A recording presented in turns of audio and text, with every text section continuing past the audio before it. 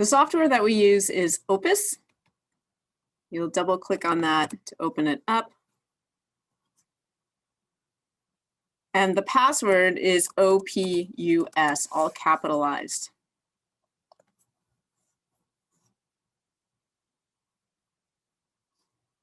We'll just acknowledge this message, and often a message comes up down here that you can also just close. Now, when you're ready to set up your experiment, you're going to come to this little test tube icon, and that brings up a window here.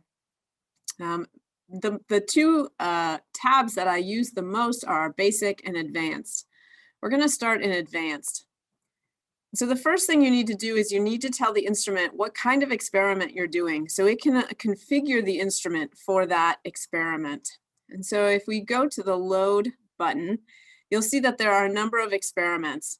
If you're doing anything with the Hyperion microscope, you're going to want to choose the appropriate experiment, either an ATR experiment, a reflection experiment, or a transmission experiment. For anything that you're doing on the tensor, you're going to want to choose this very last option, the MIR-TR. For now, I'm just going to select that and go ahead and open it.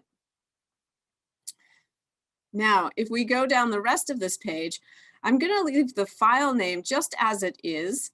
That's going to allow me to change the file name from the Basic tab, which is where I'm going to tell it how to take my data anyway. So it'll be a little bit easier if I just leave it like it is. The path we can change. And so we save all of the data here in the C drive under Data. And then we have folders for various faculty PIs, and then folders for students and postdocs inside of there. I'm just going to put my data for today in my folder. The resolution that we typically use for experiments is 4 wave numbers, so I'll leave that there. And a good starting point for scans is 64 scans for both the sample and the background. Now, often we have accessories that will cut out at around 650. And so I'm going to change this to 650 wave numbers as the lower limit for my data collection. We can choose whether or not we want to see our data as absorbance or transmission. I typically choose absorbance here. That means my peaks are going to go up, but you are welcome to choose transmittance as well. That means your peaks will go down or be dips in your spectra. And at the bottom, it's got 3 things checked. One, it's going to save the absorbance data that we just told it about. It's also going to save the raw data for your sample and the raw data for your background in case we ever need to go back to those. Now, if we come over to the Basic tab, the sample description is going to be my sample name.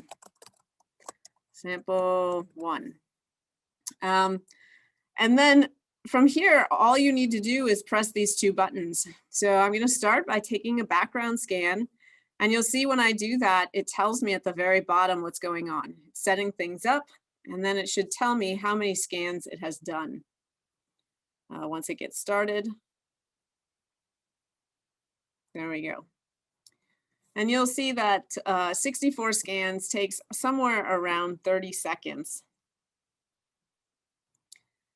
Now, once that finishes, you'll notice that the green highlighted region is no longer highlighted, and it tells you that it has no active task right now. So at this point, you can, on the instrument, put in a sample and then go ahead and hit Sample Single Channel.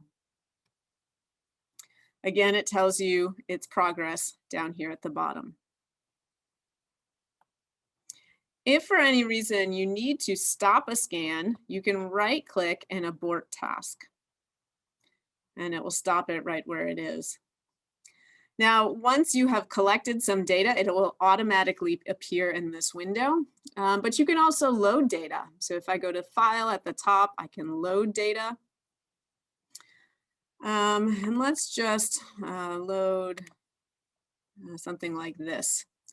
Now you notice that it's kind of at the bottom of my screen. This second button from the top kind of does an auto scale function. And I can zoom in on things. It's a little clunky. So if I click and drag a box, and then unclick my mouse button. Now I can, so I have to click one more time. Now I can move this box around if I didn't get it right where I want it, and click one more time. And now it is zoomed in. At the very bottom, you can see that this is my entire spectrum, and only the portion in white is the portion that's being displayed in the top. I can, if I want to, come down here to the bottom and click and drag to adjust what is being displayed in the top. And if I ever want to go back to the full scale, I just click this second button from the top to go back to where I was. We can also do some background subtraction, for example. So this button here, baseline correction, allows me to do that.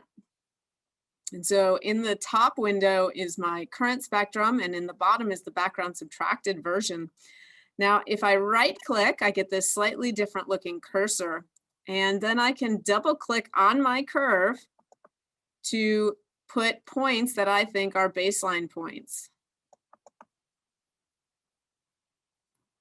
And this is kind of a manual process. You want to make sure that you're consistent between your samples and how you do this. Otherwise, you can really start to influence your data. This is especially important if you are trying to get any peak intensities, because you can see right now that the peak intensity, for example, of this peak that I have my cursor on is approximately 0.25. But if I decide I'm going to change the background and have it come all the way up here, now you'll see that it's only about 0.2. So I've significantly changed the intensity of that peak just by changing the intensity or changing the background. I can get rid of it by double clicking and put it back to where it was. So if I store this, then my new curve here is now the one with the baseline subtraction, but it really is just stored. If I close the software right now, I would not have anything saved. So if I do want to save that, I can come up here and go to File, Save File As. And there are two things that I can do. If I save it in Opus format, then I'll be able to reopen it in this software. And what I might do is just add something to the end. I'm going to put it in my folder again. That says that this is background subtracted.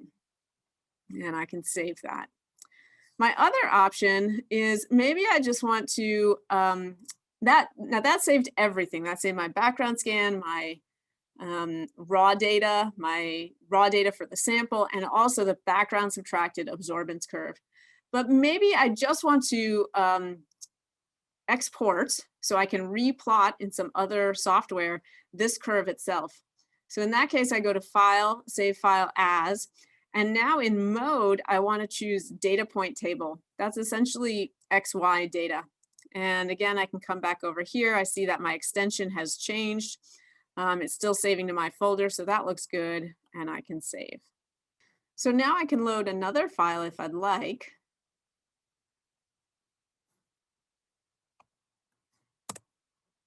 And you'll see that this curve is very different. It's also offset, and that's because this has not been background subtracted yet. I could do that, but I'm not going to do it right now because I want to show you some other things.